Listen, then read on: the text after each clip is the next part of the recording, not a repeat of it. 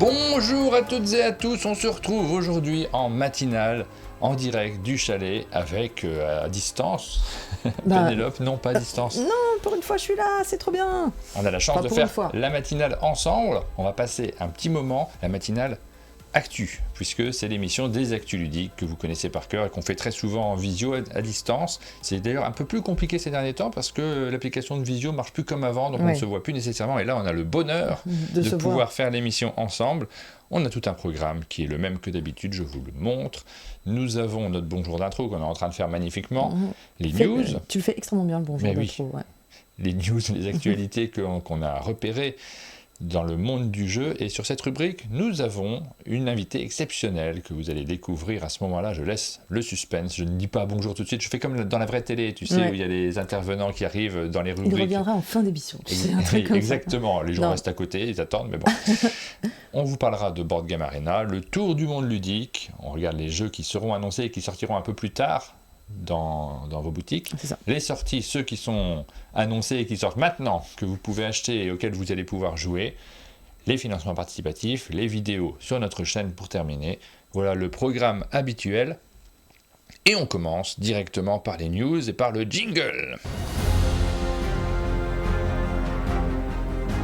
Ouais, oui, on peut essayer d'imaginer. Nous, on ne l'entend pas, on n'a pas le retour. Je peux mettre le retour. Le problème du retour, c'est que vous l'avez en double. Vous l'entendez aussi par nos micros. Merci à ceux qui nous suivent, puisque cette émission est enregistrée en direct sur Twitch le matin entre 8 et 9. Et rediffusée ensuite sur YouTube. Vous êtes très nombreux à regarder cette émission. Merci à tous de la regarder, de vous abonner à la chaîne. C'est le moment de dire, après il faut le dire plutôt en début d'émission. N'hésitez pas à vous abonner, à nous soutenir, à laisser des commentaires sur ces news, ça nous aide énormément. Un pouce, un commentaire, voilà, même s'il est désobligeant, on s'en fiche. Il paraît que ça fait fonctionner les vidéos, d'avoir des réactions, d'avoir des commentaires des gens, mais indépendamment de ça, moi j'aime bien. Quand vous avez des opinions sur ce que l'on vous raconte, à chaque fois je regarde avec impatience et j'avoue que je suis un peu frustré quand il y a très peu de commentaires. Ce qui arrive sur certaines vidéos, c'est logique, mais tu as l'impression qu'elle ne vit pas de la même façon alors qu'il y a plein de gens qui l'ont regardé. Mais je confirme, ça fonctionne de le rappeler parce que, bon, moi aussi, quand je rappelle ça au début de mes émissions, je suis là genre, j'ai l'impression de faire la quête aux commentaires, mais ça marche et en fait, souvent les gens ne pensent pas à commenter, mais si vous le faites, vous soutenez la chaîne et vous soutenez les infos ludiques d'une certaine façon puisque vous aidez l'émission à être mieux référencée, etc., etc. On va commencer par les petites news, avant d'attaquer la grosse news, le gros sujet et notre invité exceptionnel. Voilà, incroyable. Alors la petite news, c'est, on en a deux. Oui. Donc la première, c'est que c'est pas tout à fait une petite news pour ceux qui sont concernés, mais c'est Atomic Mass Game, donc AMG, qui a annoncé qu'ils arrêtaient le développement de Star Wars X-Wing et Star Wars Armada. Donc ce sont deux jeux d'escarmouche, on va dire, avec des figurines qui étaient plus accessibles en ce qui concerne d'ailleurs X-Wing. Moi j'en avais acheté une boîte parce que c'était un bon moyen de rentrer un peu dans le jeu d'escarmouche, mais j'étais pas allé plus loin parce que c'est un type de jeu qui est assez typé, précis, avec des joueurs qui aiment beaucoup ce genre de jeu-là, puis qui vont se perdre dedans complètement, c'est très chronophage. Donc c'était une série qui était assez appréciée, et là ils ont décidé d'arrêter le développement.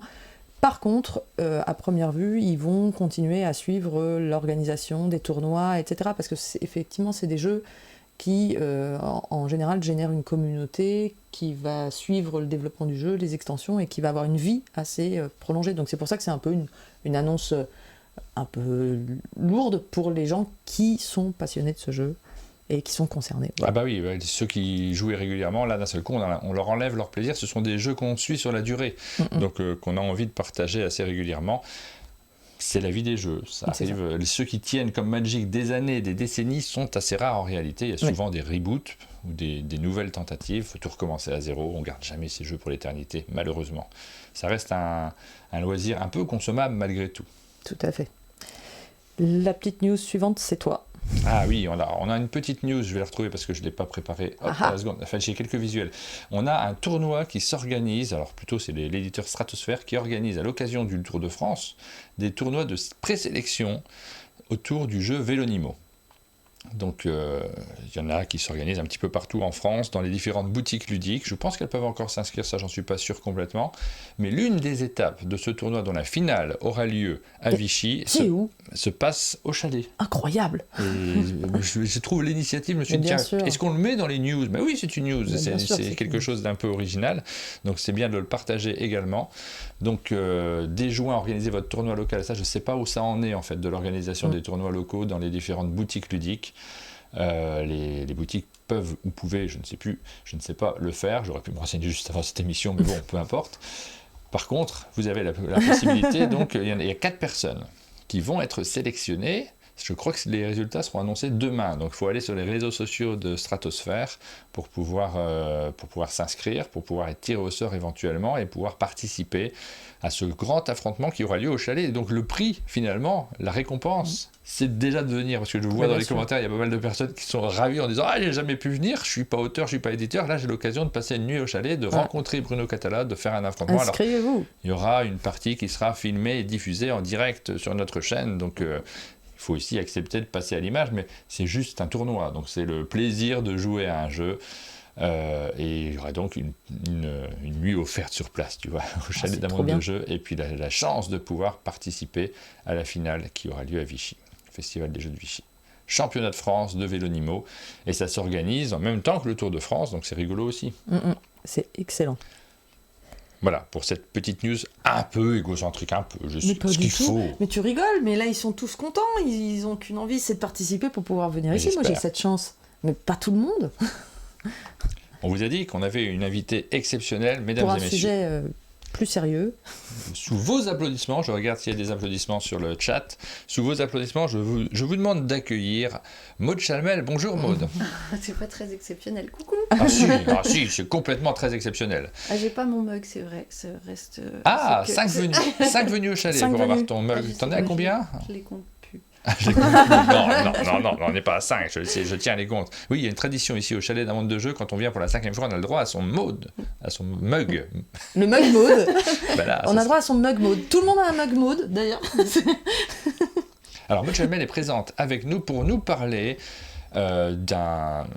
d'une publication. Alors, c'est un peu une info exclusive, d'ailleurs, parce qu'on ne l'a pas encore vu passer sur les réseaux. Est-ce qu'elle a été diffusée? Non, c'était improvisé hier, en fait, où je leur ai demandé est-ce qu'on peut diffuser ces infos-là, tout ça, machin.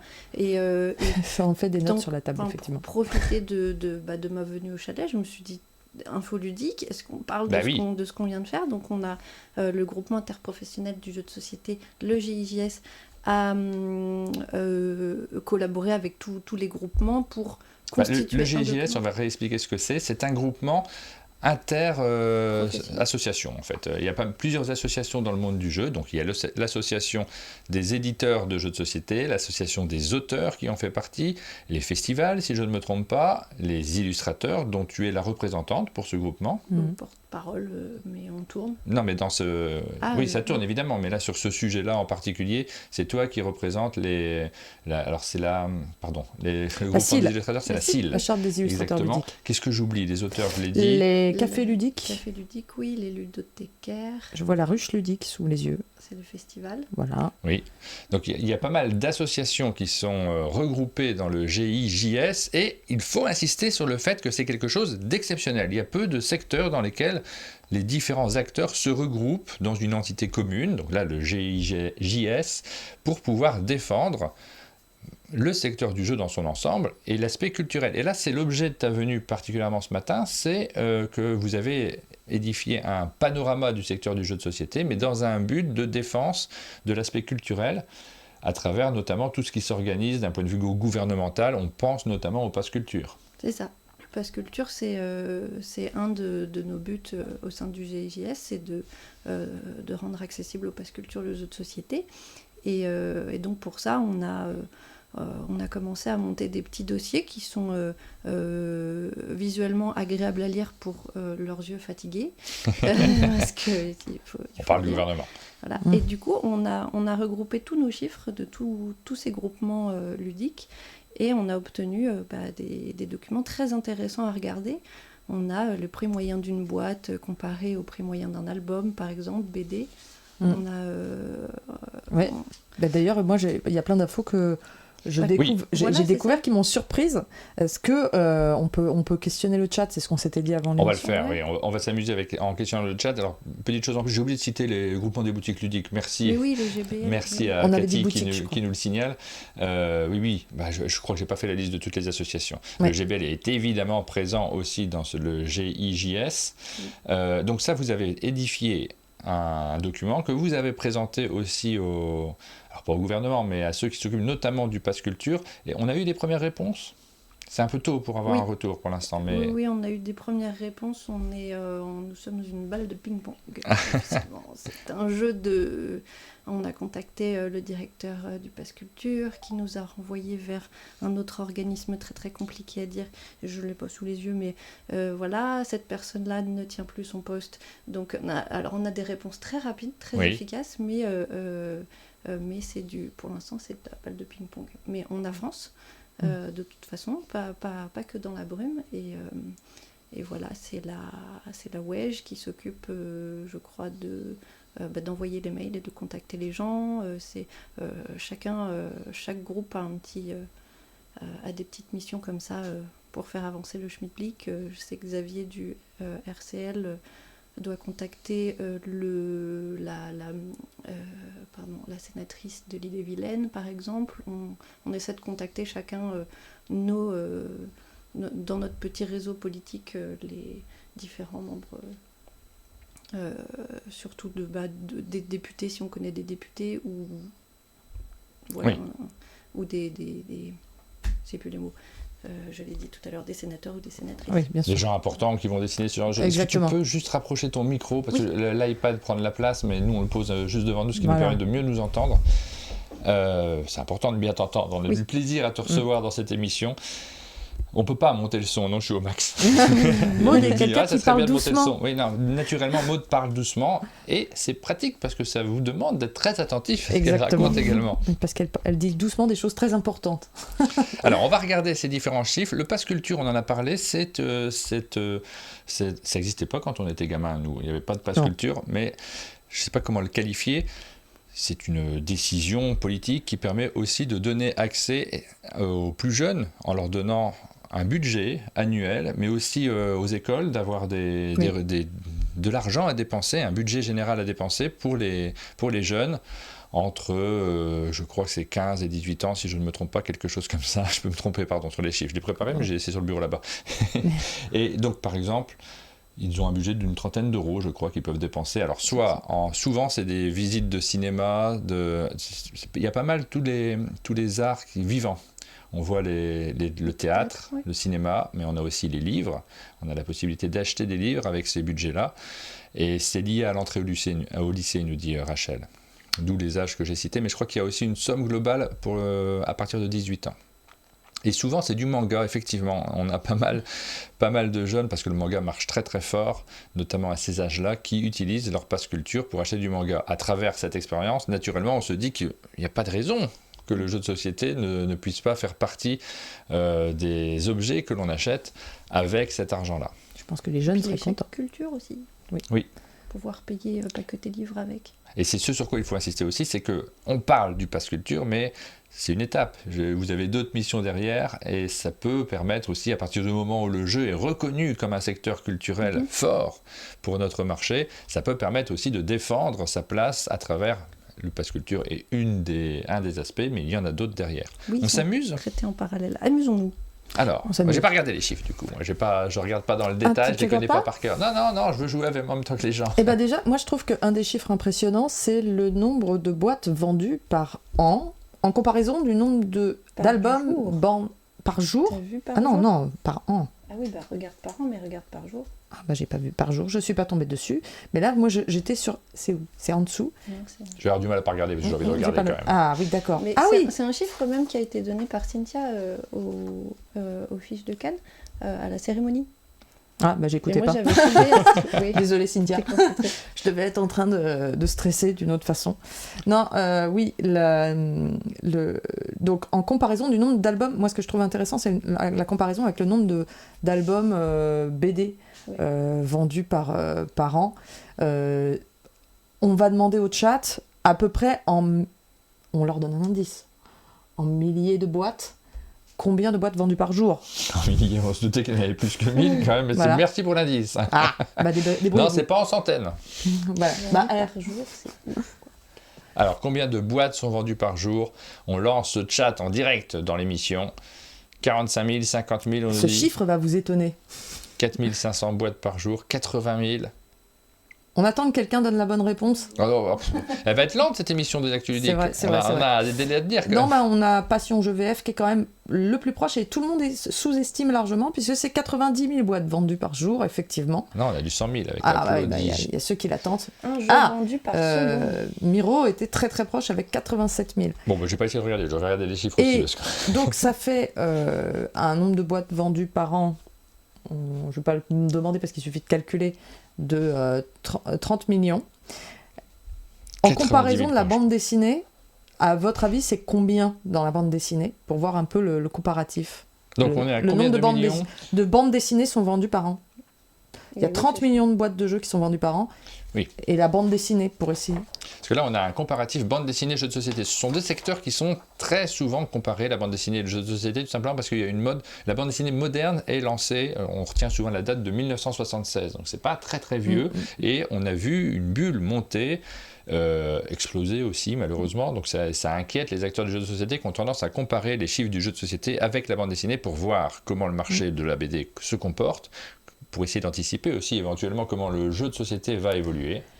Eh ben, les gens sous-estiment encore. C'est Diva Mama est toute proche puisque c'est 75 millions de boîtes vendues par an. De livres vendus en bande dessinée. De bandes dessinées vendues à côté 30 millions de boîtes de jeux. Ça vous donne une idée Effectivement, moi je vois que les gens étaient très optimistes et voyaient à peu près une équivalence. Alors moi je pensais que c'était beaucoup plus différent dans l'autre sens. Je pensais qu'il y avait beaucoup beaucoup moins de boîtes par rapport au nombre de bandes dessinées.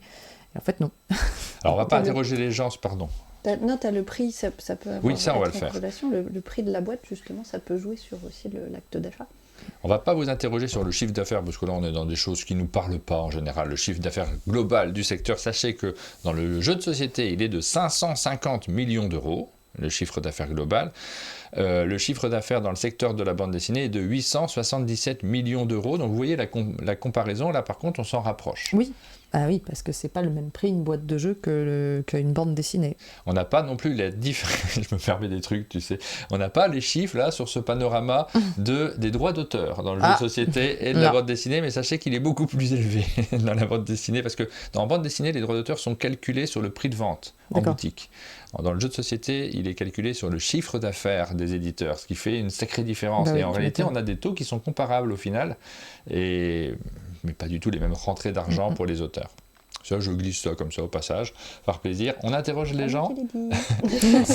C'est pas. Mets-toi devant le micro et pas dessus.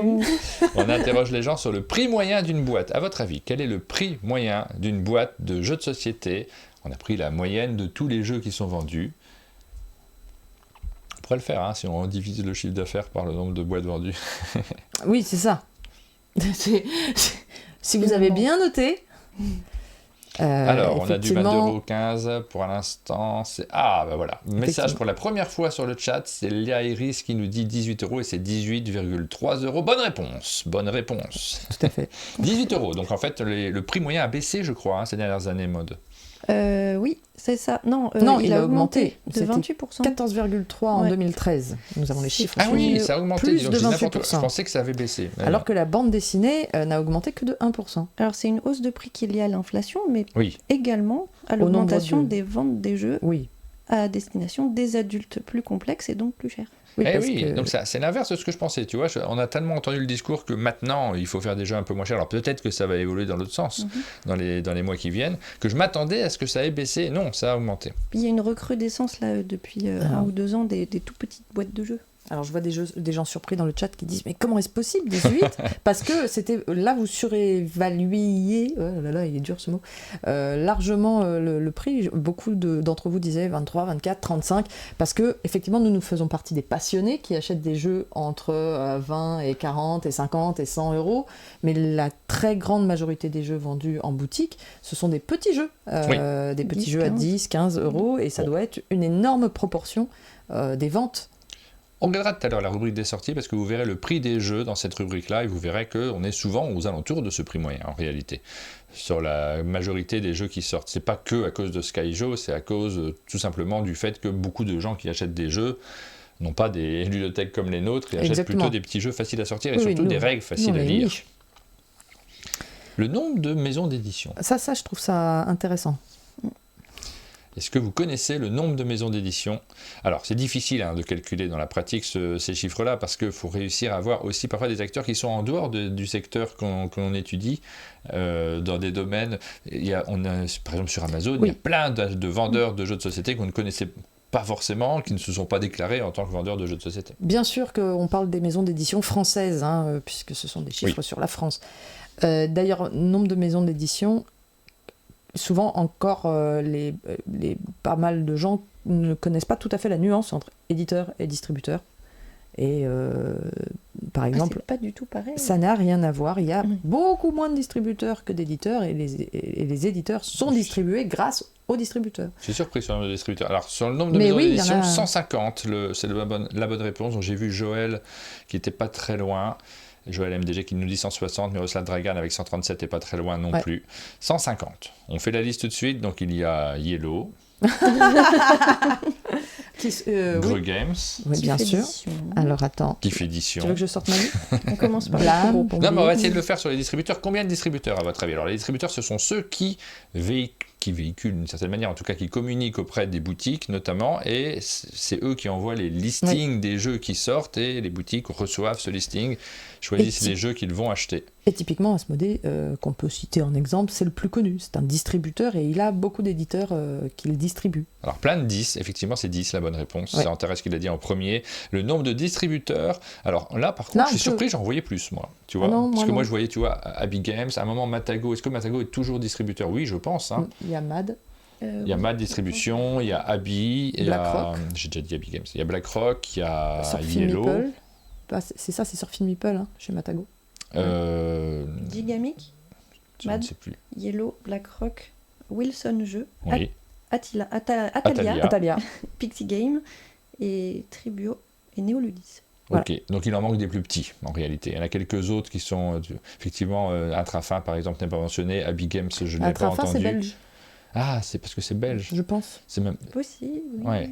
Ludistri, est-ce qu'il est dans la liste? Parce que c'est clairement un distributeur qui prend de la place en plus maintenant, qui sort de plus en plus de jeux. Pas dans la liste. Oui. Donc il y en a un petit peu plus. Alors ça c'est rigolo. On nous dit, personnellement j'ai 30 fournisseurs pour ma boutique. Donc peut-être pas tous distributeurs de jeux, mais effectivement j'en vois plus moi dans les listes que je fais. Petite question rigolote, combien d'autrices et d'auteurs, illustrateurs et illustratrices? Une fourchette, parce que alors là c'est le nombre d'autrices et auteurs et là c'est le nombre d'illustrateurs et illustratrices. Et ben ça c'est intéressant.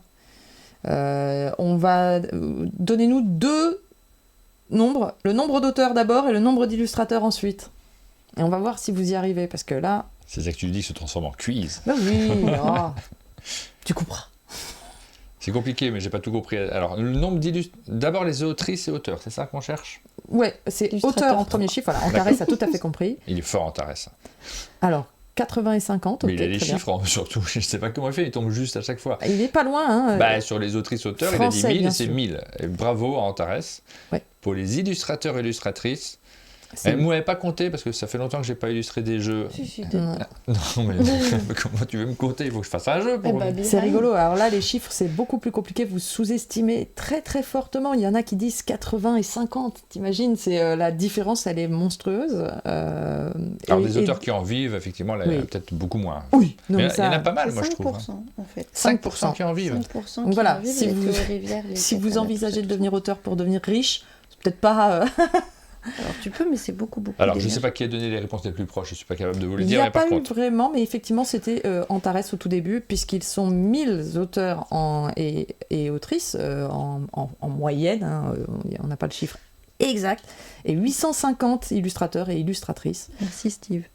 Et c'est vrai que vous en voyez plus, parce qu'il y en a qui sont plus impliqués dans le monde du jeu, ou qui ont plus de jeux qui sortent, mais il y a beaucoup de monde. Oui.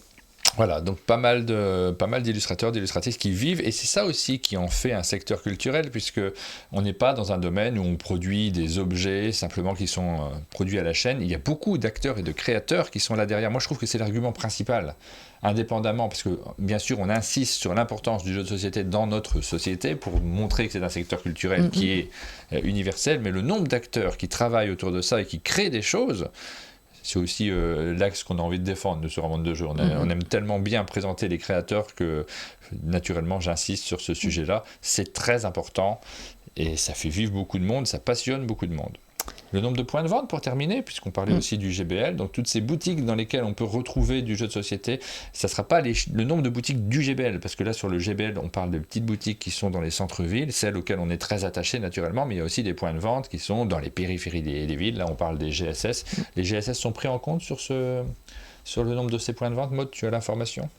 Attends, redis-moi, parce que j'étais en train de anticiper. Oui, je pense qu'elles sont prises en compte. De quoi ? Oui. Le nombre de points de vente qui sont pris Il y a les grandes surfaces. Est-ce qu'il y a les grandes surfaces spécialisées ? Attends, il est où le chiffre ? Tout en bas de la Non, première page. je pense pas qu'il y ait les grandes surfaces, mais les grandes surfaces spécialisées du type Fnac, tu vois, parce Cultura, que c'est précisé, pris en compte. dont nanana vendent exclusivement du jeu. Donc oui, mais les grandes surfaces, c'est genre les Carrefour et tout ça, il y en a beaucoup plus que le chiffre qui est indiqué là. Je me rends pas compte, je suis pas très bonne. Je sais pas. Non, les GSS, oui, nous dit le compteur du jeu. Les GSS sont pris en compte. Les Cultura, oui, c'est ça, les Cultura, les Fnac. Alors, là, c'est un peu moins que ce que vous nous dites pour l'instant. Là, je vois du 2500, je vois du 5600. Il y a eu de l'inverse aussi. Vous êtes... Ah, on a quelqu'un qui s'en rapproche. La Marina bretonne est plutôt pas trop loin. Et effectivement, c'est 1200 points de vente en France. Dont 400 vendent exclusivement du jeu. Et voilà. C'est là qu'on rentre dans notre petite boutique ludique auquel on tient tellement. Ouais, exactement. Voilà, pour ces petits chiffres, on a joué un peu avec, puisque c'est rigolo d'avoir ces informations-là. Il y a quand même encore un chiffre, c'est 1000 nouveautés par an. Mais ça, on commençait à le sentir, nous. Oui, alors il y a d'autres annonces, on va le dire très rapidement, on ne va pas vous faire jouer sur tout pour ne pas faire durer cette séquence éternellement dans l'émission, mais il y a 200 cafés ludiques, il y a 400 clubs de jeux de société et associations de joueurs. Ça doit être très compliqué d'avoir ces chiffres-là, parce que toutes ne communiquent pas auprès d'un organisme central, forcément. Il y a beaucoup de petits clubs qui s'organisent, mais c'est 3-4 personnes qui se réunissent entre eux. 1400 ludothèques fixes ou mobiles. Moi, j'aurais pas pensé autant, tu vois. Il y en a énormément. Hein. 500 festivals qui sont organisés chaque année partout en France.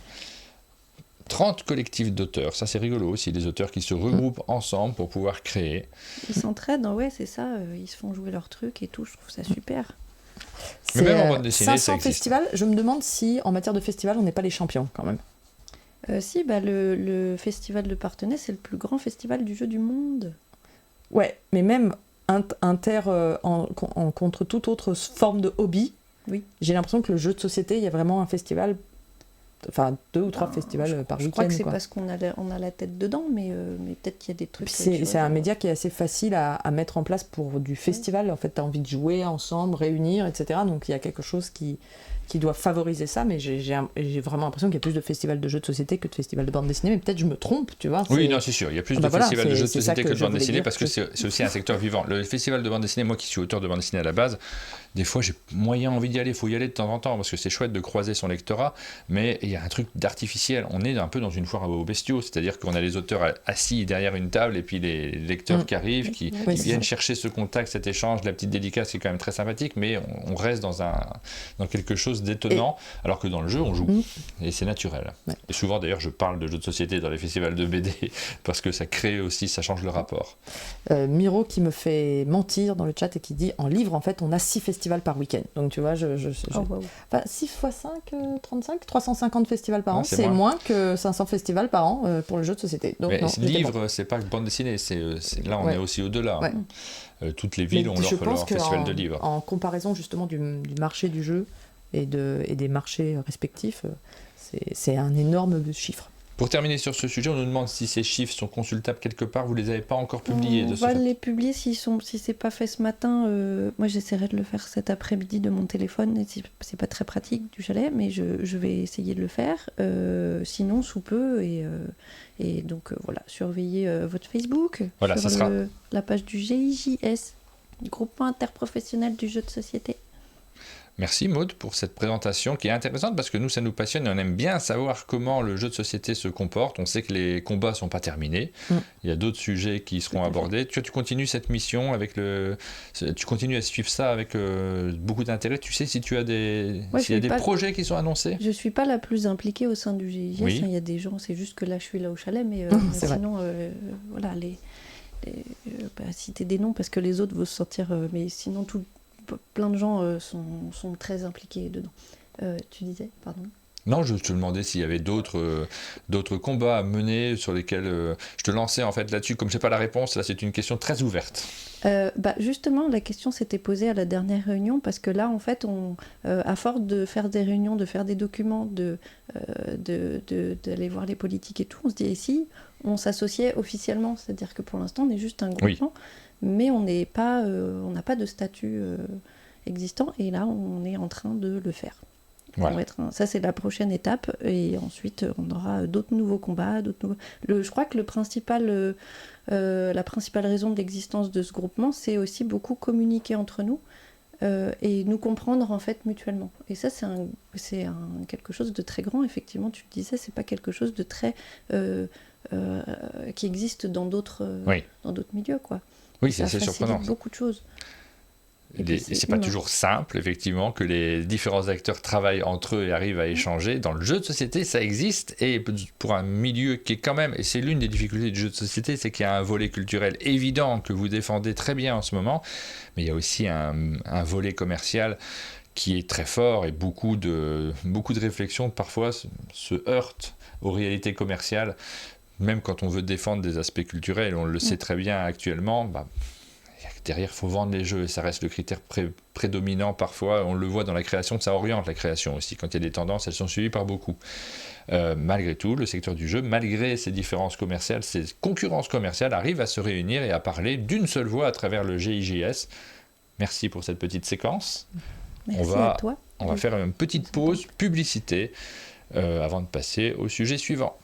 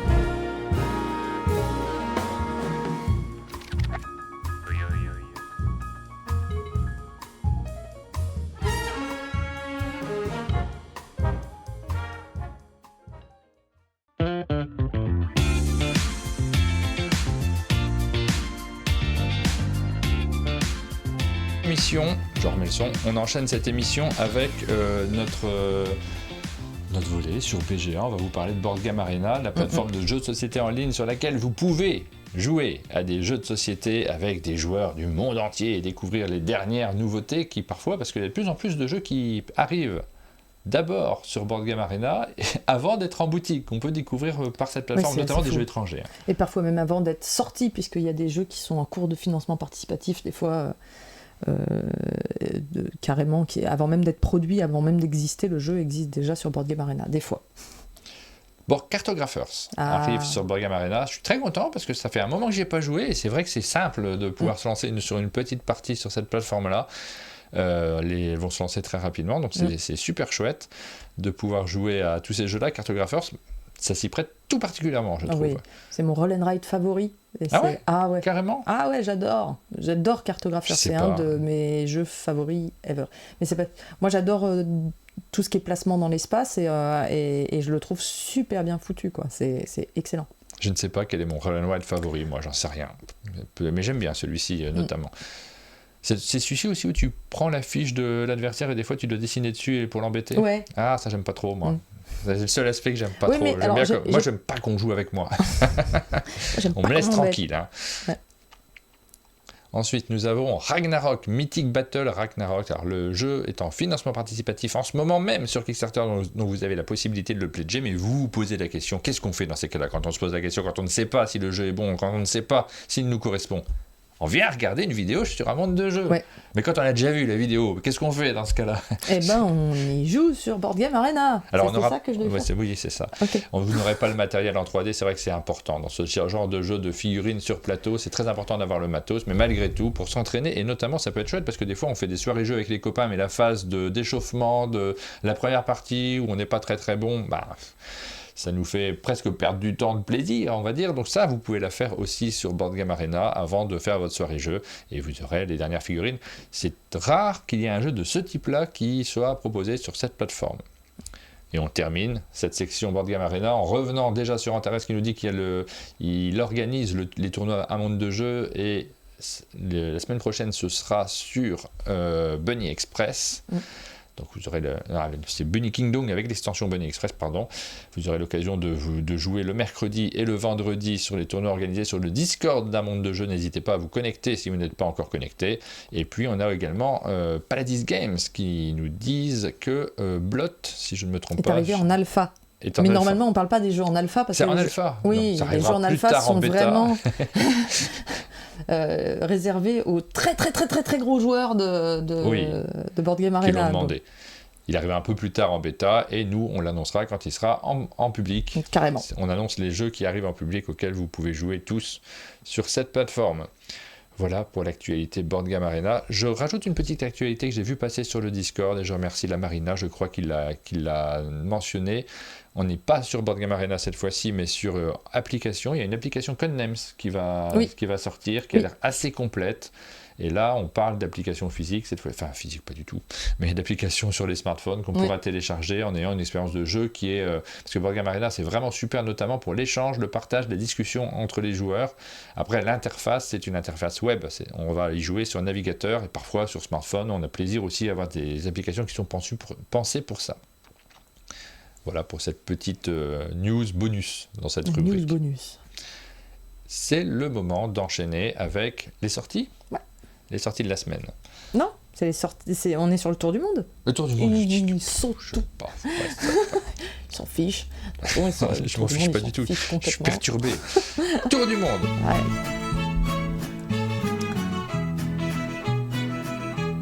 Et comme d'habitude, nous commençons par préparer nos bagages en France. Et qu'est-ce qui a été annoncé? T'as fait ta voix de commentatrice de sport. N'est-ce pas? Tu as vu? te prépares pour les JO. Ouais. C'est vrai que j'ai appris que tu allais commenter les JO.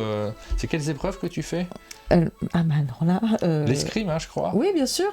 Et la natation synchronisée. Tout à fait. Mes spécialités. Oui. En tant qu'ancienne championne. Moi, je suis sur le 50 km marche. Ouais, je me suis entraîné un petit peu pour présenter les JO. Je t'ai vu hier, t'as fait 500 mètres. Oui, tu m'as entendu. Mais non, c'est pas moi qui m'entraîne à faire la marche. Je commente. Je suis devant mon écran, je suis là, pied gauche, pied droit, pied gauche, pied droit. Ça va durer hyper longtemps, cette blague. Pied gauche, pied droit. Ah, il a couru. Voilà. Donc, en France, pas beaucoup d'annonces cette semaine, encore. Ça fait 2, 3, 4 semaines que je trouve qu'il y a moins d'annonces. Une petite tendance à... Alors, est-ce que c'est l'arrivée de l'été? Il n'y a pas de festival encore qui arrive. Mais c'est plus calme. Mais on a effectivement Strange World qui a été annoncé chez Greux Games. Je suis en train de me dire que c'est cool d'avoir 4 écrans, parce que tu vois, je peux jeter un coup d'œil sur ton écran, changer d'image. Ici, on a le chat, et là-bas, on a notre tour. C'est formidable. On a 4 écrans ce matin. Greux Games a annoncé donc Strange World Above the Clouds, qui est un jeu de Florian Grenier et illustré par Valériane Ollet. C'est un jeu pour 1 à 4 joueurs, des parties de 15 minutes. À partir de 10 ans, vous avez toutes les infos sur votre écran. Je ne suis pas obligée de vous le répéter à chaque fois. Il faut peut-être que je le mette, par contre, pour que les gens aient les infos. Voilà. Mais... Ah bah oui, effectivement, parce que tu regardais là, donc tu avais l'impression qu'il le voyait. Oui. Voilà, tu t'embrouilles. Et c'est un jeu de draft et construction de tableaux, si j'ai bien compris. Le jeu est déjà d'ailleurs précommandable sur vos sites favoris. C'est un jeu de cartes et de stratégie pour 1 à 4 joueurs. Et donc on va drafter des cartes et construire un tableau, c'est-à-dire poser ces cartes devant soi de façon adjacente, orthogonalement. C'est assez classique, mais il y a toute une histoire thématique avec certaines créatures, les Tsimim, qui peuvent dévorer nos cartes à la moindre erreur. Donc on a on est curieux, aucune idée de comment ça se joue, j'ai vraiment découvert ça hier soir, donc on surveillera ça. Je trouve ça assez joli, moi, esthétiquement. Alors c'est un jeu qui est fait en interne chez Greux Games, puisque l'auteur c'est l'éditeur. Florian Grenier se relance vraiment fort en ce moment sur la création de jeux. Il avait déjà fait les 3 royaumes, c'est ça, les 5 royaumes, pardon. Et donc là, cette fois-ci, il est de nouveau auteur, et l'illustratrice travaille aussi chez Greux Games. Donc c'est chouette aussi de voir ces projets qui se développent, et en fait il y a du plaisir ludique derrière. Toujours. Oui, ce sont des passionnés. Ben oui. Bien sûr. Je fais la photo parce qu'il y a la Marina qui demande de voir notre point de vue. Ah, d'accord. Donc, je m'exécute tout de suite. Ça sera pour faut que je me l'envoie par mail, tout ça, c'est compliqué. C'est vrai qu'on a beaucoup d'écrans. On se croirait dans un grand studio de télévision quand même. Parce que là, vous voyez pas non plus le nombre de caméras qui est autour de nous, même s'il y en a qu'une qui nous filme. Non, il y en a, regarde, on peut mettre... Alors le point de vue, celui-ci est moins... Il est dissipé aujourd'hui, on est d'accord qu'il est dissipé. J'ai beaucoup de mal à le... Pardon. T'es là, on en profite, on a des interactions beaucoup plus naturelles. Ouais, du coup, on se laisse aller. Le deuxième jeu, c'est chez Nuts Publishing. Alors c'est une info que j'ai réussi à avoir parce que je connaissais le jeu. C'est-à-dire qu'en fait, ils ont fait une publication sur leur Facebook, un peu teasing discret, avec une image de boîte de jeu, en floutant le titre. Comme c'est une boîte de jeu qu'on ne connaît pas, la plupart des gens ne savent pas quel est ce jeu, mais en fait, nous, on en avait parlé dans les infos ludiques. Comme quoi, on est en avance sur tout. On en avait parlé dans les infos ludiques quand c'est sorti en anglais, et donc j'ai reconnu la couverture, et donc je peux vous dire qu'à première vue, Nuts Publishing vient d'annoncer A Jest of Robin Hood. J'avais vu la date, mais je ne m'en souviens plus. Je pense que ça sera pour plus tard, déjà. Et... c'est un jeu en fait dans la série des Coin Games. Oui. Voilà, la série des Coin Games qui sont des gros wargames un peu sérieux, très historiques. Alors là, évidemment, on est moins historique puisque c'est Robin Hood et on se rappelle que ce n'est pas un personnage historique. Mais c'est quand même l'idée du jeu et c'est des jeux qui sont où on est là pour rigoler, mais quand même pas trop. Et A Jest of Robin Hood se veut comme un jeu un peu d'introduction dans cette gamme qui est exclusivement, là c'est un jeu exclusivement de joueurs, un peu d'introduction plus rapide à appréhender et plus rapide à jouer. Donc si vous voulez découvrir les Coin Games, je pense que ça sera un excellent moyen de le faire. Je trouve ça très beau, moi, personnellement, j'adore ce genre de cartes qui me fait rêver. J'ai l'impression de voir une carte au trésor, moi, carrément. C'est très austère pour certains, moi je trouve ça super élégant. Donc j'ai toujours eu une fascination pour cet univers de wargame où je sais que je ne peux pas me lancer complètement, mais j'aimerais bien. C'est pas du tout inaccessible. T'en avais fait avec Jubilee Roman, il t'avait fait jouer au Coin Game ou pas? Non, il les avait amenés, mais c'est pas du tout des jeux inaccessibles. On a l'impression que c'est un truc obscur dans lequel, à la manière de jeux de figurines, ça sera difficile de se lancer dans les parties. C'est pas le cas. En fait, les règles sont relativement accessibles. Vous jouez avec des cartes, donc vous allez lire les cartes au fur et à mesure, mais l'explication des règles de base, ça va pas prendre 3 heures. Et par contre, c'est très historique, donc je pense que ça pourrait vraiment te plaire. Moi je pense que ça peut me plaire beaucoup. Et donc, voilà, pour ceux qui aiment ça. On s'organisera ça pour une prochaine Et prochaine aussi, venue. je souligne encore une fois que c'est Nuts qui édite ce genre de jeu. Et je suis toujours admiratif de la ligne éditoriale de Nuts qui est super cohérente et où ils prennent des risques. Parce que ce genre de jeu, c'est pas des jeux commerciaux du tout. Et ils ont une ligne éditoriale sur le wargame léger, le wargame accessible. Et à chaque fois hyper qualitatif. Donc... Maud a travaillé avec eux effectivement sur Divuvium et Port Arthur. Port Arthur, oui, j'ai pas joué, j'aurais bien aimé le découvrir celui-ci. Je pourrais te... voilà, tu vas montrer aux gens le point de vue.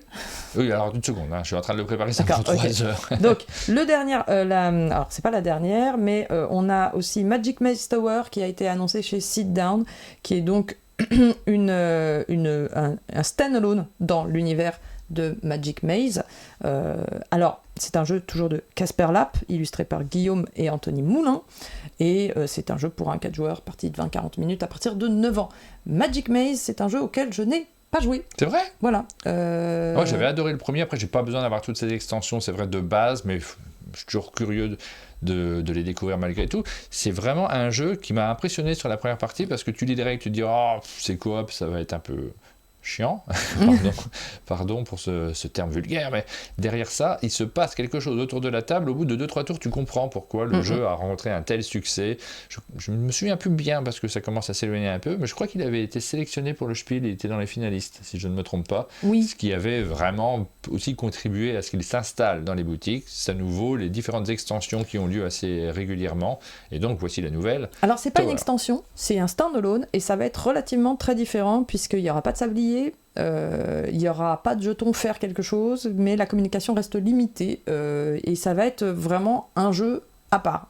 Il y aura plein de cartes. Le but, c'est d'arriver, je crois, à terminer autant de niveaux possibles pour échapper à la prison. Et voilà. Après, je n'en sais pas plus. Voilà, ça c'était pour les sorties françaises. Non, il reste une dernière. J'ai pas d'image, mais... Ah oui, le jeu de Florence. Non, c'est juste que j'ai vu ça hier soir. Talisman ressort en 5e édition en septembre chez Pixie. Donc voilà, c'était juste pour dire ça. S'il y a des fans de Talisman, le gros classique... J'ai jamais joué à Talisman non plus. Voilà, sur application, j'ai joué à Talisman, ça vaut pas. Et ben ils ressortent une 5e édition en septembre. Vous avez le droit de notre point de vue, ça y est, j'ai réussi à le mettre. Vous voyez, on a pas mal d'écrans devant nous et l'une des caméras qui est présente également pour ceux que ça passionne. Je sais que c'est rigolo. On n'a pas toujours des feuilles de notes comme ça, hein, c'est pas... Là c'est exceptionnel. Ah si, regarde, il y a toujours celle des sorties, la liste des sorties. On prépare un petit peu quand même, donc il y a 2-3 choses qui se rajoutent à chaque fois. Vous le demandez, on le fait. Vous voyez que cette émission est vraiment réalisée en direct. D'ailleurs, là, tout de suite, il est, je vous dis l'heure, 18h36. Tu mens. Ceci est un complot. Alors, nous passons aux sorties autour du monde et on va partir en Pologne d'abord pour un jeu qui va sortir chez Board & Dice. C'est Minos, Dawn of the Bronze Age, Minos. Et c'est un jeu... que je vais attendre parce que l'auteur c'est Stan Kordonski et Stan Kordonski c'est un auteur que j'aime bien, je sais pas si tu vois qui c'est, mais c'est l'auteur de récemment il a fait Endless Winter, mais ça a été aussi l'auteur de Lock Up, de Rurik, de Dice Hospital que j'aime beaucoup et que vous pouvez jouer sur Board Game Arena, qui est vraiment un excellent jeu familial, et des Sombres Royaumes de Valeria, etc. Donc c'est un auteur que j'aime bien, et là il sort donc Minos, j'adore la couverture, j'aime beaucoup. C'est illustré par Azem Amin et Christina German, et dans ce jeu, ça va être un jeu où il y aura des dés. Souvent les jeux de Stan Kordonski, il y a des dés, il aime bien les dés. Il y aura du draft et de la majorité, et ça sera un jeu de gestion un peu dans la lignée de tout ce que produit Board & Dice. Donc là on est dans l'ancien royaume de Crète, et on va devoir... on s'affronte les uns les autres pour devenir le Minos, c'est-à-dire le prestigieux, l'ultimate, le leader ultime de notre peuple. Donc on va devoir faire tout ce qu'on doit faire quand on gère une civilisation et un peuple, c'est-à-dire qu'on va construire des routes, des villes, des structures, développer et combattre, combattre les ennemis, et voilà, planifier nos actions, etc. Donc on est sur un jeu de gestion, et voilà. Je tente une blague, je l'explique quand même, il y a beaucoup de punk en Crète. Me permet de dire bien ça. sûr, bien sûr. C'est important de le dire. Bien sûr. Ah, okay. Un 4 joueurs, 90-150 minutes à partir de 14 ans. Une difficulté de 3/5 sur BGG. Ensuite, nous avons chez Inside Up Games un jeu qui va s'appeler Ice and Idols. On est au Canada. Plus exactement, c'est illustré par Eduvals aussi, j'aime beaucoup comme illustrateur. Je regarde ce qu'il avait fait parce qu'il me semble que... Mais il avait fait ce jeu chez Sit Down qui s'appelle... dans lequel il y a un appareil photo. Ouais, il a fait Redwood. C'est Redwood. Ouais. Tri-Ring Circus aussi qui va sortir bientôt, et le très célèbre Bitoku. Voilà. Que j'aimais moins, mais qui était beau en fait, mais qui était illisible pour jouer dessus. Un jeu de Matt Hanson. Alors là, on est dans un jeu de pick-up and delivery, pick-up and delivery, c'est... il n'y a pas de traduction française. Ramasse et dépose, hein, un peu, c'est ça. Et en fait, c'est un jeu dans lequel on va devoir... On va se balader dans un donjon pour récupérer des idoles, et dans la glace à première vue, et ce donjon va bouger. C'est un donjon qui va avoir un peu comme Labyrinthe, je pense, en son temps, mais ça ne sera pas Labyrinthe, mais il va y avoir des chemins qui vont se modifier, et c'est pour 2 à 4 joueurs, et voilà, ça arrive on a dit, on était au Canada. Et bon, on ira au Canada. Maud nous met un petit peu de musique d'ambiance. Je suis pas sûr que ça soit passé dans le micro. Voilà. On part aux États-Unis pour jouer à. Alors j'ai enlevé un jeu parce qu'il me semblait trop. Je te propose qu'on n'en parle pas. Voilà, mais j'ai laissé l'autre. C'est Floresta qui sort aux États-Unis, un jeu de Nuno Santos et. Tu le vois là? Alors là, j'arrive pas à lire d'ici. Putain. J'y arrive vraiment pas. Je suis nulle. Je suis vraiment désolée. Mais je peux pas Premek. On enlève le Z, j'imagine, ou Bzemek. Wojtkowiak. Je pense que là, j'ai bon. Je pense qu'on lui a vraiment rendu hommage et qu'il est ravi. Je suis vraiment désolée. Parce que je sais qu'il suit cette émission en plus. Illustré par Roman Kucharski. Que cette couve est laide. Je le trouve difficile dans le chat. Alors, il y a 2 aspects dans la couve. Il y a le dessin. Je trouve que le dessin, je me rends pas trop compte, mais j'ai l'impression que ça va, il faudra le voir de plus près. On est vraiment loin là, de l'écran, vous l'avez vu sur la photo qu'on a prise. Mais il y a l'habillage, des fois, qui contribue aussi à donner l'impression que la couve n'est pas très réussie. Et là, c'est vrai que l'habillage, c'est un peu... On a mis le titre et on a mis 12 logos parce qu'on trouvait que c'était bien. Il y a des logos dans tous les coins, ce qui fait que c'est pas du tout intégré. Tout à fait. Donc, dans Floresta, c'est un jeu compétitif dans lequel nous allons gérer la forêt du Portugal. Alors, il faut savoir qu'au Portugal, il y a beaucoup d'incendies, et donc c'est un vrai défi chaque année de gérer cette forêt qui brûle de plus en plus. Et donc là, on va gérer justement cette forêt. J'ai fait des rêves cette nuit. Est-ce que c'est le moment de raconter mes rêves? Ouais, je pense. Ah, d'accord. Donc, j'ai fait des rêves cette nuit d'incendie. Dans le village, il y avait plusieurs incendies que je stressais parce que je me dis, il y a un pyromane, il met le feu au bâtiment qui brûle bien. Et tu vois, ça tombe mal, c'est un chalet qu'on a fait. T'as anticipé le fait que j'allais parler de ça. Et j'ai vraiment, quand je me suis réveillé, j'ai eu un soulagement. Alors, j'ai pas rêvé que le chalet avait brûlé, mais j'ai rêvé qu'il y a des pyromanes dans le secteur, et qu'est-ce que je fais pour empêcher? Je dors plus, je suis debout devant mon chalet. Qu'est-ce que je fais? Est-ce qu'il a le sentiment d'une... Est-ce que tu veux comprendre mon parle? J'aimerais bien savoir de ce rêve la signification obscure. Est-ce que tu as l'impression de passer une phase difficile? On se retrouve à faire ça. Un chalet avec plein de boîtes en carton en plus. C'est vrai, c'est peut-être bien, ça qui... Ça prend bien, ouais. Ça prend bien. Tandis qu'Aline a des rêves plus pragmatiques. J'ai rêvé que Joseph avait perdu sa convocation pour le bac. Voilà. Et donc voilà, c'était Floresta. Je pense que vous avez fait un bon descriptif du jeu. Non, mais c'est un jeu dans lequel il y a plusieurs plateaux devant vous, des cartes, et vous allez jouer des cartes de vos mains pour pouvoir avoir un peu de la majorité sur les différents points sur les différentes cartes, et vous allez marquer des points, etc. C'est un jeu écologique qui sort au Portugal. On surveillera ça. Nous avons un jeu de Martin Wallace qui a été annoncé. C'est un jeu de pli. Voilà, j'ai pas grand chose d'autre à en dire, pour être tout à fait honnête. C'est chez Inside Up Games, c'est Zero to Hero.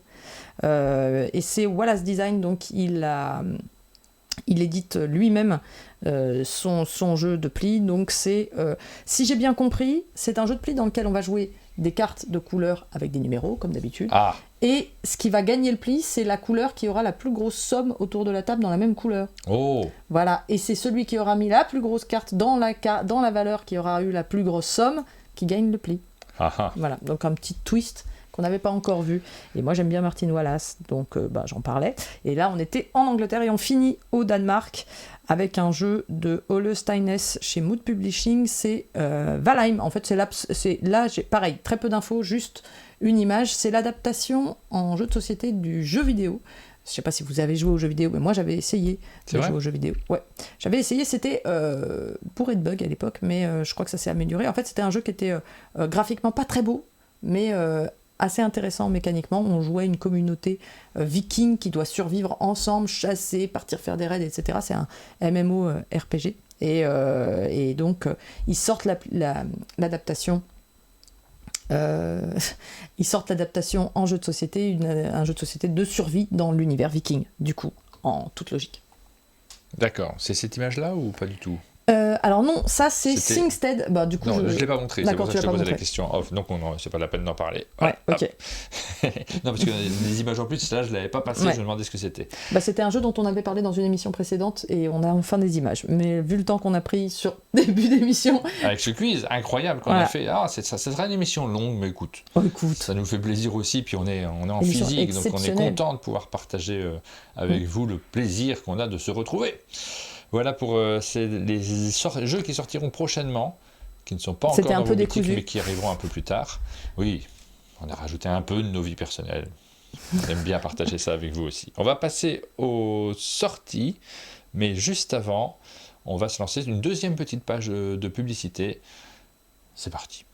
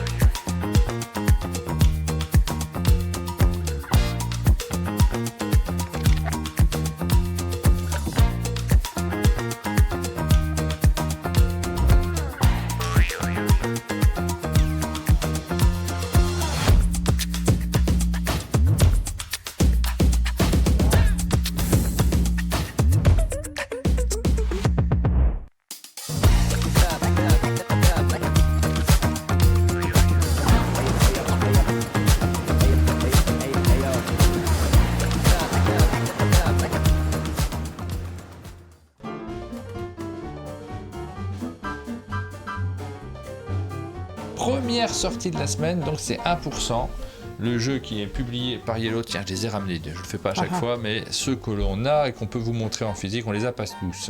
Contrairement aux boutiques qui peuvent faire les rubriques de sortie comme le fait le Passe-Temps super bien chaque semaine sur leur chaîne, l'extension du Passe-Temps, ils font ces dispos où ils ont les jeux, ils ont la possibilité de les montrer. Nous, on les a pratiquement jamais. Mais de temps en temps, on en a un ou deux quand même. Donc là, on a 1%. Ce jeu qui se joue en deux phases. Première phase du jeu, vous allez faire une sorte de Perudo dans lequel c'est vraiment la même règle. Et la deuxième phase du jeu, par contre, celle-ci est un peu originale, c'est du jeu de hasard dans lequel on va lancer des dés et il faut réussir à faire un double zéro, sachant qu'on lance 2 dés 10. Voilà, alors c'est pas que ça, puisqu'effectivement on va gagner grâce à la phase de Perudo des cartes qui vont nous permettre éventuellement de modifier les paramètres de victoire, parce que normalement il faut faire un double zéro, mais grâce aux cartes qu'on va gagner, ça sera peut-être un peu plus élargi comme possibilité. Et c'est un mélange de Perudo et de jeu de dés, quoi. Il y a un peu de guessing, forcément, dans la phase de Perudo, et beaucoup de hasard dans la deuxième phase. Les deux phases sont rigolotes, moi j'aime bien. Les deux phases sont rigolotes. Moi j'aime bien le Perudo. Ah oui. Ah oui. Moi j'aime bien la deuxième phase. Les avis sont partagés là-dessus, mais moi je suis plutôt. Non mais j'aime bien le Perudo. Alibi, c'est le deuxième jeu dont on vous parle aujourd'hui. Donc dans ce jeu-là, alors j'ai ma fiche, il faut que je la reprenne parce que là je les connais pas tous par cœur. Par cœur. Hop. Alibi, j'ai pas joué. On est sur une catégorie de jeux d'enquête, jeux dont vous êtes les suspects. Ah mais je connais pas moi ça. Alors c'est Force the Story, celui-ci, donc tu vois la petite icône Force the Story qui est en haut de l'image, donc vous êtes les suspects, on est dans l'état de New York, aux USA, un crime a été commis, qui a un alibi? Vous allez vous raconter une histoire, donc on va tirer des cartes, on va broder et se raconter une histoire tout autour de la table. C'est vraiment du jeu d'impro, j'aime beaucoup moi, mais évidemment ça ne plaît pas à tout le monde, mais si vous vous reconnaissez là-dedans, c'est une nouvelle petite boîte que vous pouvez rajouter à votre gamme. Il va falloir créer la scène du crime, jouer des interrogatoires des suspects, jouer les journalistes judiciaires au cours du procès, découvrir enfin l'identité du coupable. Sachant que c'est assez libre, c'est la série qui a fait Pour la Reine. Oui, c'est pas mon préféré, il y en a quelques-uns qui sont très chouettes derrière Pour la Reine, c'est marrant, ça marche avec tout le monde parce que le thème est assez universel, puis il y a des thèmes beaucoup plus spécifiques, comme par exemple Audimat, on est dans une télé-réalité, c'est vraiment marrant, celui-ci notamment. Il y en a quelques-uns qui sont très chouettes. Oui. Code Conquête, un jeu pour 2 à 4 joueurs qui est publié par Lucky Duck Games, c'est leur petit jeu de l'été, petit jeu très simple dans lequel j'ai joué cette semaine, j'ai déjà oublié les règles, dis donc. Ouais, je sais, alors ça m'arrive tout le temps. Et j'espère que vous êtes assez indulgents avec nous, le public. Parce que c'est vrai qu'on joue à beaucoup de jeux et on se rend compte avec le temps que parfois on joue à un jeu 3 jours avant et on est là genre, c'est quoi la règle déjà ? Oui, en fait on prend des cartes, on les empile et on joue.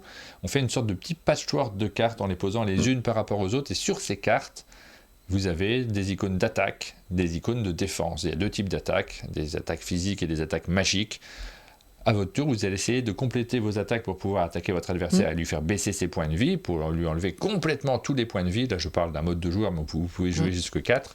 Et éventuellement, si vous voyez que votre adversaire vous attaque dans un des domaines, vous allez essayer aussi de placer des icônes de défense. Le but, c'est vraiment de réduire les points de vie de vos adversaires à 0 pour sortir vainqueur du combat. C'est assez simple. C'est dans la série des petites boîtes de chez Lucky Duck, ils ont ce genre de jeu d'affrontement. Exactement, Bestioles en guerre. Bestioles en guerre. Qu'ils avaient déjà sorti l'année dernière. Et l'année d'avant. Kiva. Le jeu suivant, donc Kiva, on a la boîte aussi. J'avais aussi le code complète, mais... Johan Goupy et Guillaume Scholz. J'ai oublié de le ramener.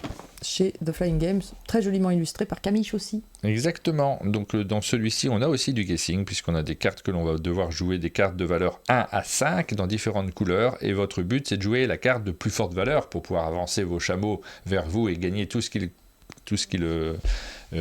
portent, tout ce qu'ils amènent. Il y a un petit côté marchand. Vous allez essayer de jouer la carte de plus forte valeur. Ça fait beaucoup avancer les chameaux. Le problème, c'est que dans chaque couleur, c'est celui qui a joué la carte de plus faible valeur qui va pouvoir utiliser sa carte. De ce fait, on a un guessing entre les joueurs. On essaye de deviner, est-ce que nos adversaires vont jouer bleu parce que moi je vais jouer bleu, est-ce que je joue une petite valeur ou est-ce que j'en joue une grosse. C'est assez bien fichu, c'est très simple, c'est très familial, mais ça marche bien. C'est Kiva et c'est publié par Flying Games. Illustré par Camille Chaussy, tu l'as déjà dit, je crois. Ouais. Presse patate. Alors, on a aussi la boîte, mais je crois que Adrien est parti avec... Peut-être, je me trompe.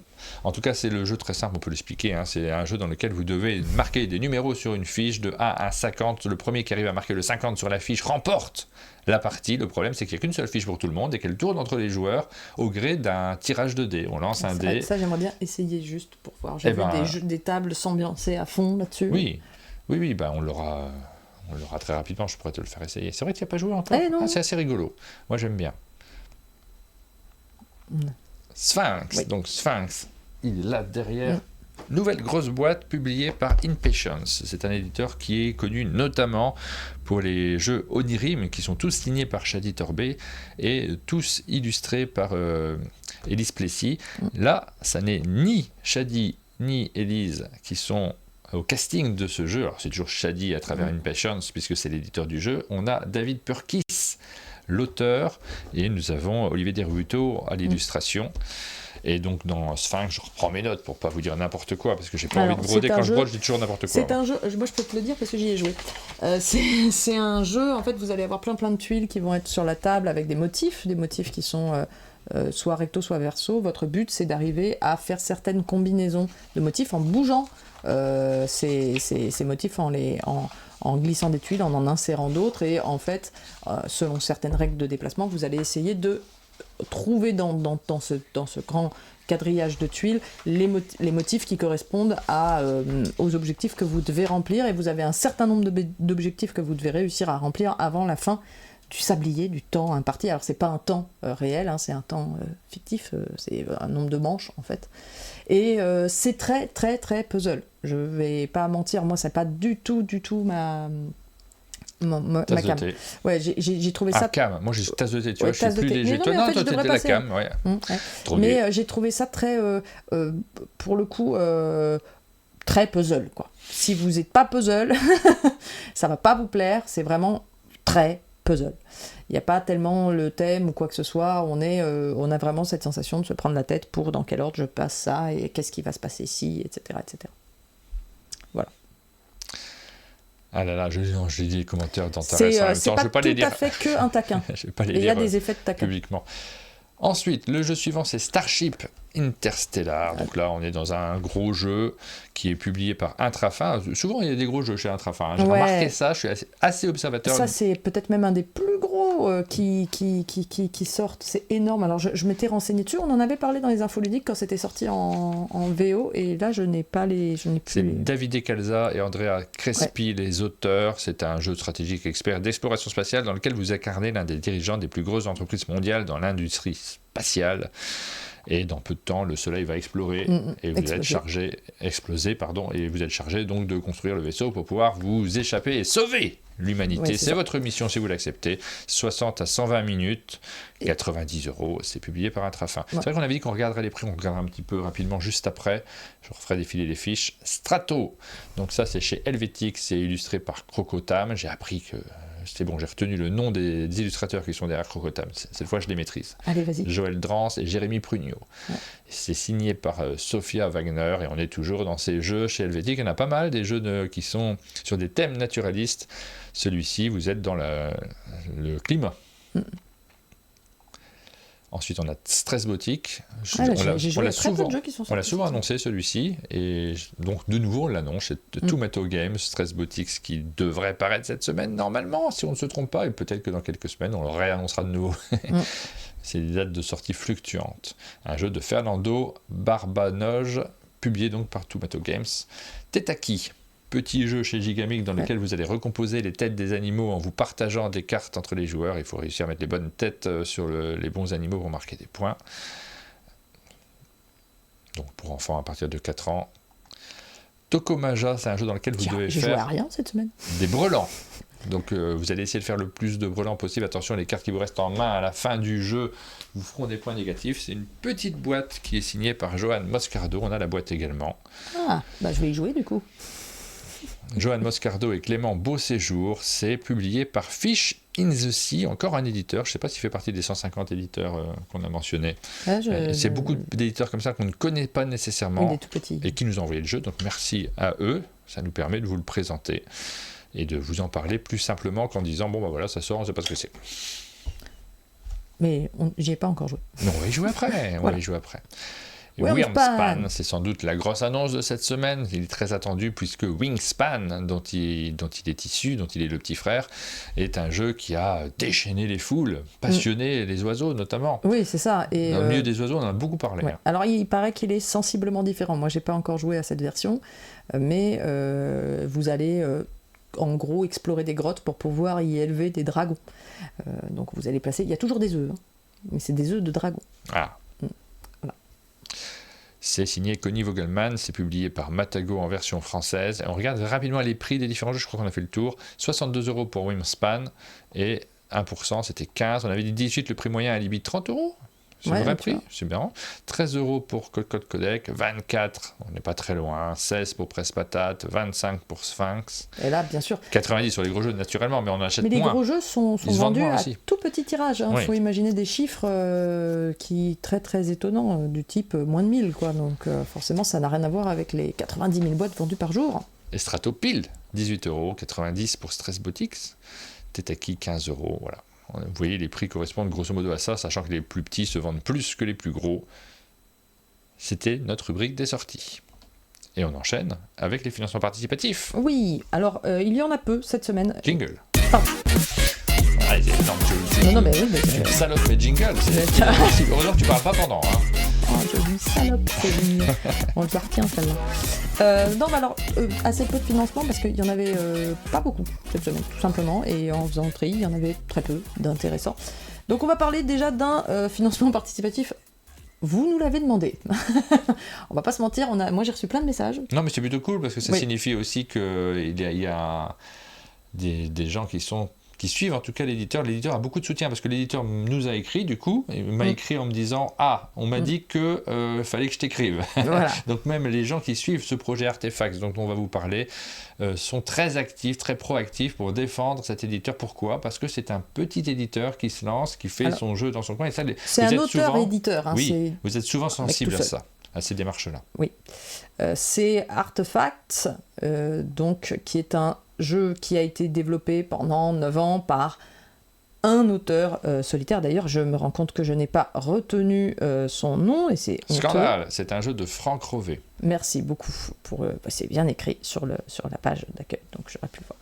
Et donc, je me suis un petit peu renseignée dessus pour pouvoir vous en parler. Donc, c'est un jeu qui est en fait un monster game, comme il le définit lui-même, et c'est vraiment la catégorie des jeux extrêmes plus. Il y a ce genre de jeu où vous avez énormément de matériel, des règles extrêmement profondes et complexes. D'ailleurs, le jeu arrive en fait en module pour apprendre. Vous apprenez pas les règles tout d'un coup. Hein, ça va être ça a même un nom particulier dans ce jeu. C'est des segments. Voilà, segment 1, segment 2, segment 3. Je crois qu'il y a 21 segments pour apprendre l'entièreté des règles. Mais en fait, chaque segment donne. C'est un peu comme. C'est pas un legacy, mais ça se repose sur le même principe. Et dans ce jeu, je vais pas essayer de vous décrire le fonctionnement du jeu. C'est quasiment pas possible là, avec le temps qui nous est imparti, mais pour vous dire, le principe général, c'est que vous avez un mélange complet entre Eurogame et Ameritrash. Et donc sur votre plateau personnel, c'est vraiment la partie. Vous allez incarner des constructeurs d'artefacts. Il y a 2000 ans, qui vont construire des genres de robots qui vont s'affronter dans une arène. Voilà, ça c'est le thème. Et donc vous avez toute une partie de construction de l'artefact. Et quand je dis construction de l'artefact, c'est vraiment limite comme un RPG, c'est-à-dire que vous allez tout faire dans cet artefact, ses lasers, enfin ses attaques plutôt, ses boucliers, ses caractéristiques, ses déplacements, etc., etc. Et donc ça va être toute la phase Eurogame. Et ensuite, il y aura toute la phase Ameritrash de combat pur. Il y a un mode qui permet de jouer directement au combat, d'ailleurs, et avec des artefacts déjà préconstruits. Et il y a des tas de fiches, etc. Et ça a l'air... voilà, je peux pas vous... Encore une fois, j'ai pas tout compris quand j'ai regardé, pour être tout à fait honnête. C'est très, très, très touffu, et je pense qu'il faut se lancer vraiment dedans et lire la règle et commencer à jouer pour pouvoir vraiment tout comprendre. Mais là, vous avez les grandes idées. Et je note la présence de Yuo parmi les illustrateurs, qui est un copain que j'ai pas vu depuis des années, hein, mais qui... que je connais du temps de la bande dessinée, qui a illustré aussi la petite bande dessinée qui est présente dans Takenoko. Alors, encore une fois, quand on fait la sélection des financements participatifs, c'est des jeux auxquels on n'a pas joué. Donc c'est pas forcément des jeux qu'on vous recommande les yeux fermés. Et normalement, moi je choisis des jeux que j'aimerais pledger. C'est mon critère. C'est complètement... d'autant plus, c'est de plus en plus éditorialisé. Et je vais être honnête, ce jeu-là, je ne l'aurais pas pledgé. C'est pas un jeu que j'aurais choisi de financer, et je l'ai vraiment...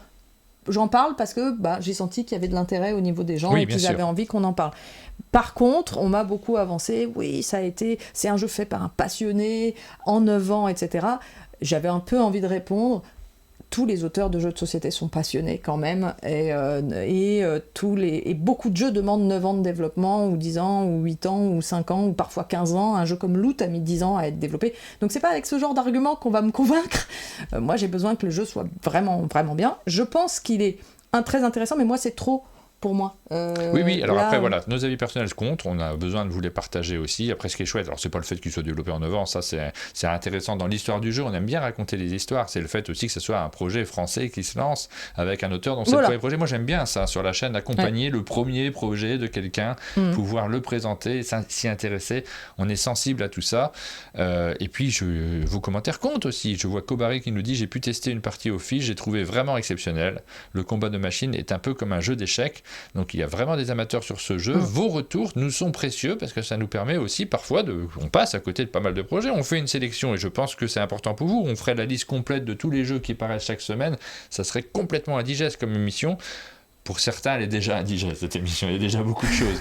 Mais on essaye de mettre de plus en plus de passion et d'intérêt. Y a quelqu'un qui dit, j'ai oublié de préciser, qui dit 3 heures la partie. Non, on est plus sur un week-end entier la partie. C'est-à-dire qu'on est dans cette catégorie de jeu qui va vous prendre, vous pouvez y consacrer une journée complète. Je pense à des jeux comme Trône de Fer ou autres, où c'est, comme il y a du combat, de l'Améritrash, ça peut prendre vraiment du temps. Et je crois que c'est ce type-là de jeu. Et le matériel est impressionnant, hein. On voit des petites figurines, c'est le genre de jeu où il y a un effet waouh en regardant la table. Voilà. C'est le premier projet dont on parle aujourd'hui. Tu en as sélectionné d'autres? Alors, sur la page. J'en ai sélectionné un, mais en fait il est sorti, il a été lancé hier soir, j'avais déjà fini de préparer l'émission. On se le garde peut-être pour une prochaine émission. On peut peut-être se le garder pour la prochaine émission, mais c'est sachant que c'est 13 jours avant la fin et qu'il n'y aura pas d'émission la semaine prochaine. Alors non, on va en parler tout de suite, même si on en parle mal, juste pour dire qu'il y a Unstoppable, qui est un card crafting game par John D. Clair. Donc c'est un peu tout ce que je sais, mais non, j'en sais un petit peu plus. En fait, John D. Clair, c'est l'auteur de Space Base, de Mystic Veil. Mystic Veil. Oui. Ce jeu de pirate aussi qu'il a sorti. Oui, Dead Reckoning. C'est ça, Dead Reckoning. Voilà.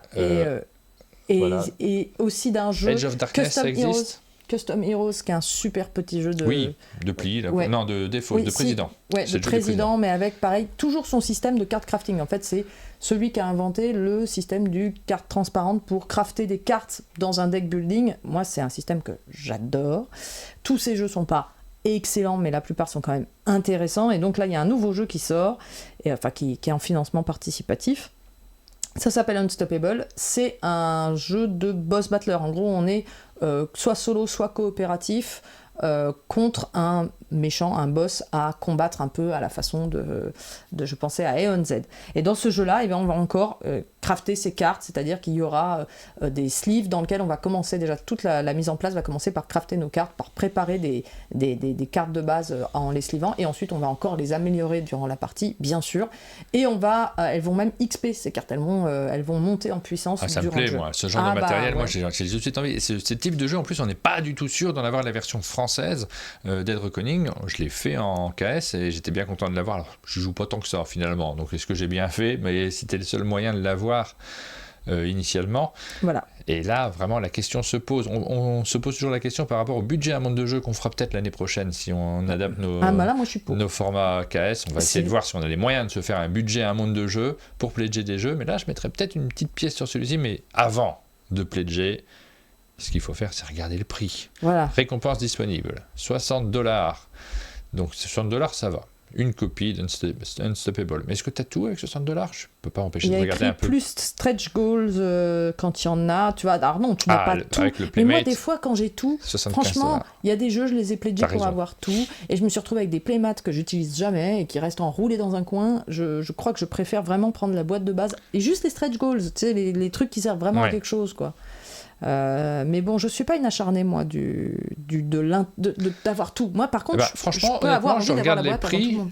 Le prix du all-in est à $100 avec 2 tapis de jeu, donc c'est juste des tapis de jeu, vous pouvez en passer si vous voulez, mais c'est vrai que sur ce genre de jeu, t'aimes bien aussi avoir l'élément sur lequel tu mets tes tapis, et puis les stretch goals, et derrière c'est un pledge retailer, donc on n'est pas concerné par ça. Mais non, mais $100, finalement, aujourd'hui, étant donné les pledges, alors il faut faire gaffe, évidemment, aux frais de port et à la TVA, si elle n'est pas comptée dans ce prix-là, j'ai pas vérifié. Non, c'est jamais compté la plupart du temps. Ce sera un poil plus cher, mais par rapport au prix que l'on voit actuellement sur ce type de jeux, qui sont quand même on insiste dessus, on a parlé du prix moyen des jeux de société que vous trouvez en boutique qui est de 18 €. Sur des jeux en financement participatif, il y a aussi une raison à avoir des jeux plus chers puisque c'est des projets qu'on ne va pas nécessairement retrouver en boutique. On est normalement sur des projets dont le but c'est de se servir de ces plateformes-là pour pouvoir vous proposer des jeux qui n'auront pas la même portée et qui ne sont pas concurrents en réalité de ceux qu'on trouve en boutique. Je sais que ça a souvent été tendu entre les financements participatifs et les boutiques et je le comprends, mais malgré tout, moi, l'essence du financement participatif, c'est de nous proposer autre chose qu'on n'aurait pas ailleurs.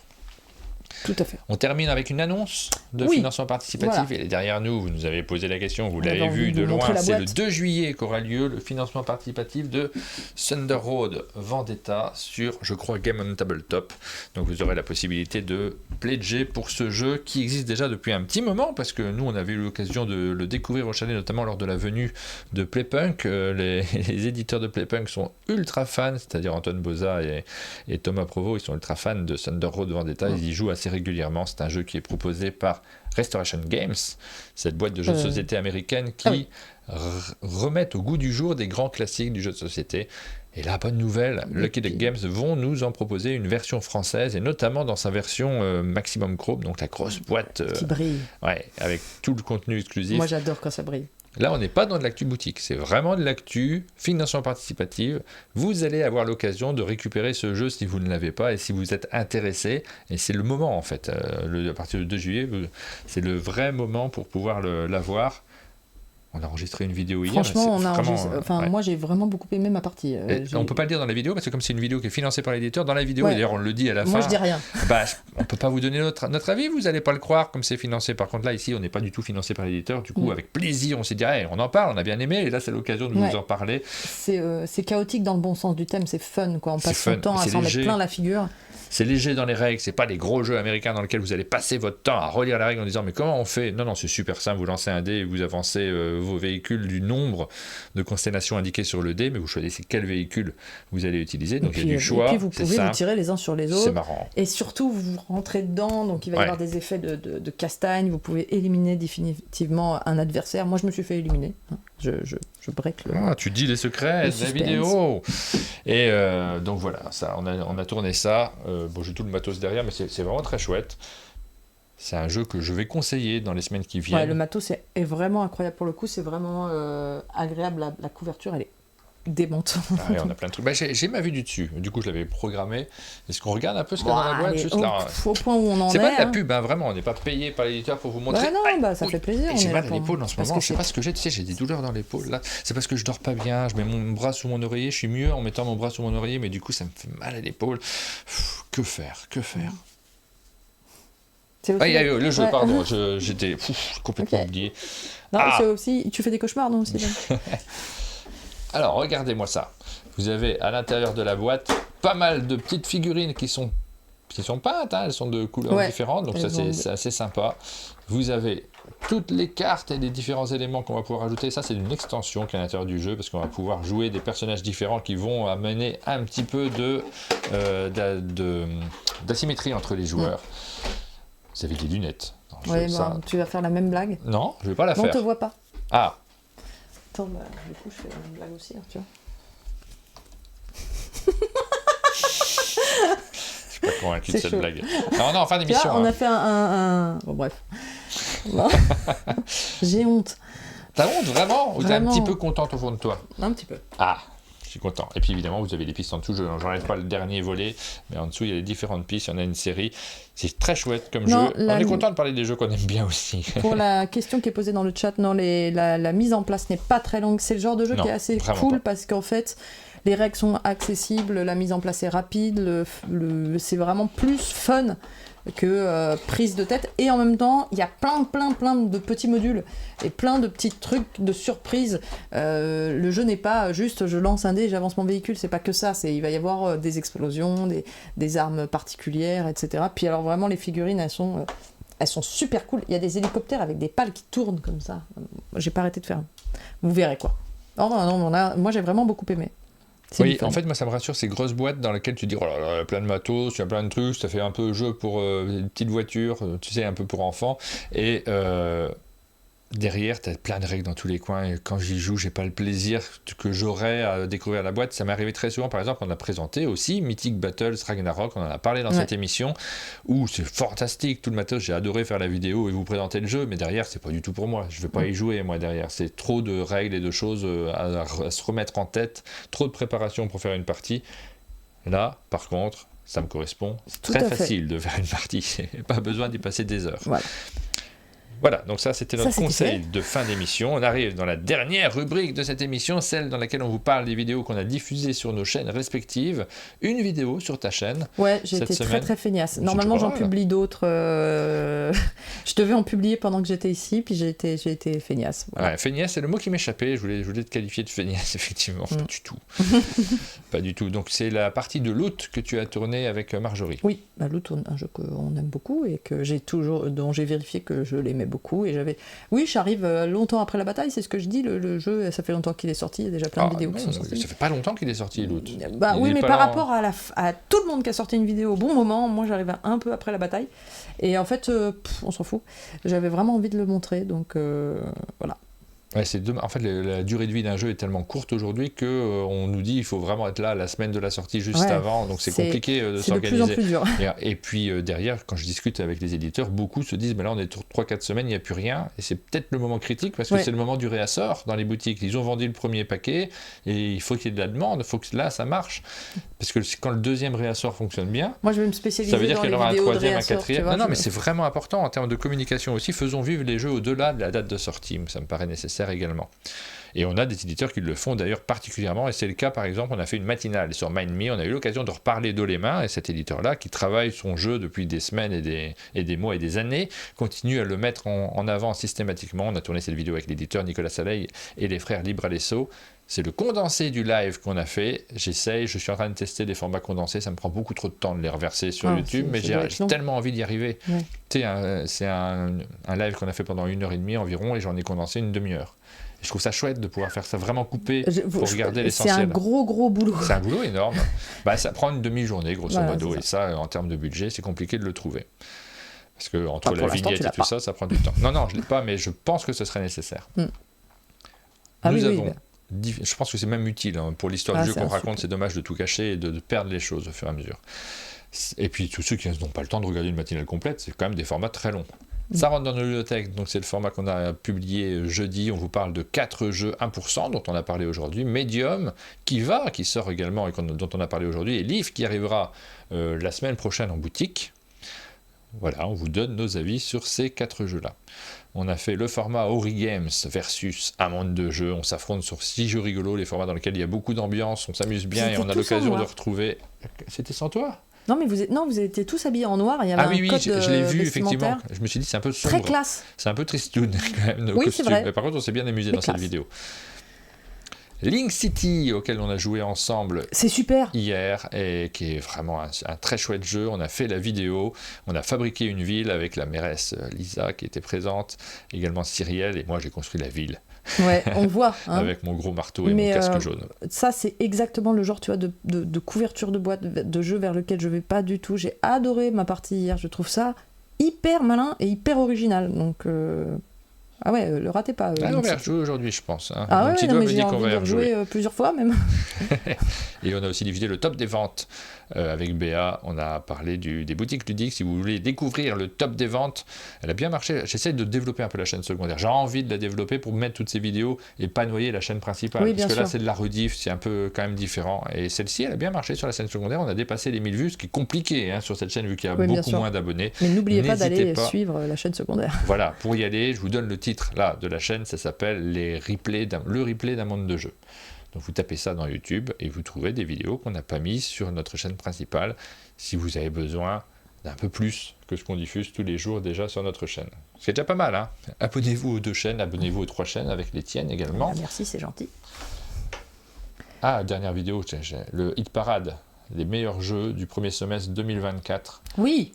Donc ça, on l'a diffusé hier. Ça, c'est le genre de vidéo qu'on adore faire. Bah oui, on fait le bilan avec vous, puisqu'on parle des jeux qu'on dévoile préfère, votre top 10. C'est quand même le meilleur moment. C'est donner des envies. Je dis pas qui est le premier, qui est le jeu qui, de la vie générale, est le meilleur jeu du premier semestre 2024. Vous irez voir la vidéo pour savoir quel jeu est concerné. On arrive à la fin de cette émission. C'est déjà le moment de se quitter, on est un peu déçus. Il est quelle heure ? Je vais pouvoir petit déjeuner. 20h30. J'ai faim. Non, il n'est pas 20h30, t'exagères. C'est vrai, j'exagère un tout il est petit juste 20h15. On est presque bon. Non, on a été à peine plus long que d'habitude en réalité. Oui, mais c'est pour la bonne cause. Ouais. On a été beaucoup plus long que d'habitude, parce qu'on a commencé plus tôt que d'habitude aussi. Oui, donc, mais de ce fait... quand je regarde le temps de stream, là, 1h36, d'habitude on est à 1h20. Bon, on a fait un quart d'heure de plus. Allez, ça va. Allez. On est à la fin de cette vidéo. On vous donne rendez-vous très bientôt pour de nouvelles vidéos. Il n'y aura pas d'actu ludique la semaine prochaine pour de sombres raisons on se balade en Franche-Comté. Donc voilà, pas d'actu ludique, mais vous aurez l'occasion de suivre l'actu. Pour dormir le jeudi. Ah bon, j'allais te dire qu'on va retrouver toutes les actus sur ta chaîne. Écoute, pourquoi pas, hein, au moins le tour du monde ludique, comme ça je le fais pas tout je sais pas. Je sais pas, comme tu veux, évidemment, comme tu le sens. Cet horaire est absurde. Cet horaire, c'est un horaire fou. Non, on en reparlera. Mais il y aura peut-être les financements participatifs comme d'habitude le mercredi sur ma chaîne si vous voulez suivre ça. Voilà pour le programme, nous gros programme, puisqu'on se balade en Franche-Comté, on partagera ça. Alors quand même tous les jours en matinale sur la chaîne d'un monde de jeu, on vous montrera ce qu'on a fait le jour précédent. Mais on n'aura pas le temps parce qu'il faudra vite partir, on ne peut pas partir à 9h48 pour faire notre tour de Franche-Comté. Ce n'est pas compatible pour la semaine prochaine, mais on se retrouve dans 2 semaines. C'est la fin de cette émission, on vous remercie de l'avoir suivi et on vous dit... Ciao. À bientôt.